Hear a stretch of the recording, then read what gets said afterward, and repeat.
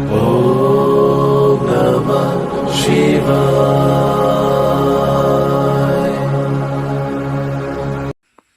নমস্কার প্রিয় দর্শক বন্ধু, আজকে আপনাদের সামনে আমরা নিয়ে চলে এসেছি মেষ রাশিফল 2025। মেষ রাশির জাতক জাতিকাদের 2025 কেমন যেতে চলেছে। তো বেশি দেরি না করে ভিডিওটি শুরু করা যাক।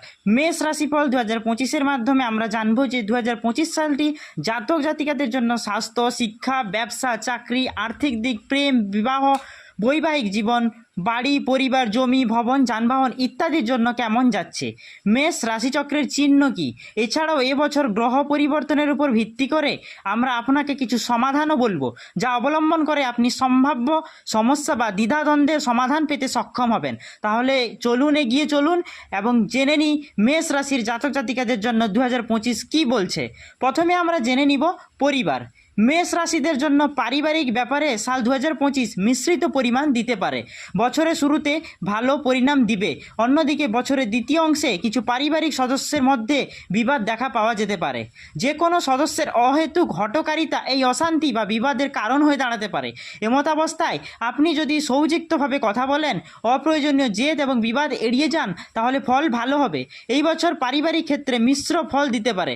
মেষ রাশি 2025 অনুসারে আপনি আপনার প্রয়োজন এবং কঠোর পরিশ্রম অনুযায়ী আপনার ঘর সাজানো এবং সুন্দর করার কাজ করবেন। কোনো বড় অসঙ্গতির সম্ভাবনা নেই, তবে আপনার উৎসর্গ, অনুগত্য এবং আপনার পারিবারিক সদস্যের সম্মিলিত প্রচেষ্টা অনুসারে আপনার পারিবারিক জীবন অনেক ভালো থাকবে।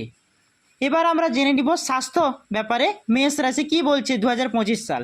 মেষ রাশির জাতক জাতিকারা স্বাস্থ্যের দিক থেকে 2025 সাল আপনার জন্য মিশ্র বা কিছুটা দুর্বল হতে পারে, তাই এবছর স্বাস্থ্যের প্রতি আরও যত্ন নেওয়া জরুরি। মেষ রাশিফল 2025 অনুসারে বছরের শুরু থেকে মার্চ পর্যন্ত শনি আপনার লাভের ঘরে থাকবে। এটি একটি ভালো কথা, তবে শনির তৃতীয় দৃষ্টি রাশিফলের প্রথম ভাবে থাকবে, অতএব কিছু সচেতনতা সবসময় প্রয়োজন হবে। তবুও মার্চ মাস পর্যন্ত সময়টি স্বাস্থ্যের জন্য অনুকূল। এরপর দ্বাদশভাবে শনির গোচরের কারণে চন্দ্র রাশি অনুযায়ী সাড়ে সতীর অবস্থা তৈরি হবে। ফলস্বরূপ অবশিষ্ট সময়ে স্বাস্থ্যের সম্পূর্ণ যত্ন নেওয়া গুরুত্বপূর্ণ হবে। যতটা সম্ভব চাপমুক্ত থাকার চেষ্টা করুন এবং ভালোভাবে ঘুমানোর চেষ্টা করুন। আপনি যদি আপনার স্বাস্থ্য অনুসারে দৌড়াদৌড়ি করেন এবং কঠোর পরিশ্রম করেন, তবে আপনার স্বাস্থ্য অনুকূল থাকবে। এবার আমরা জেনে নিব 2025 সাল মেষ রাশিদের জন্য প্রেম ব্যাপারে কি বলছে। মেষ রাশি 2025 অনুসারে প্রেম জীবনের ব্যাপারে সাল 2025 মিশ্রিত পরিমাণ দিতে পারে। বছরের শুরু থেকে নিয়ে মার্চ মাস পর্যন্ত পঞ্চমভাবে শনি গ্রহের দৃষ্টি সত্যিকারে প্রেমে পড়া লোকেদের ক্ষতি করবে না, তবে অন্যান্য লোকেরা কিছু অসুবিধার সম্মুখীন হতে পারে। এই সময় মে মাসের পরে পঞ্চম ঘরে কেতুর প্রভাব পারস্পরিক ভুল বোঝাবুঝির কারণ হতে পারে। এমন পরিস্থিতিতে প্রেমের সম্পর্কের ক্ষেত্রে বিশ্বাসযোগ্যতা বজায় রাখা গুরুত্বপূর্ণ হবে। একে অপরের প্রতি অনুগত থাকা এবং গুরুত্বপূর্ণ হবে, তবে আপনি সামঞ্জস্য দেখতে সক্ষম হবেন, অন্যথায় সম্পর্কে দুর্বলতা হতে পারে। এবার আমরা জেনে নিব অগ্রগতি। মেষ রাশিদের চাকরিদের দৃষ্টিকোণ থেকে এই বছরের শুরু থেকে নিয়ে মার্চ পর্যন্ত সময় অপেক্ষাকৃত ভালো থাকবে। অন্যদিকে তারপরে সময় কিছুটা কঠিন স্থিতি দেখা দিতে পারে।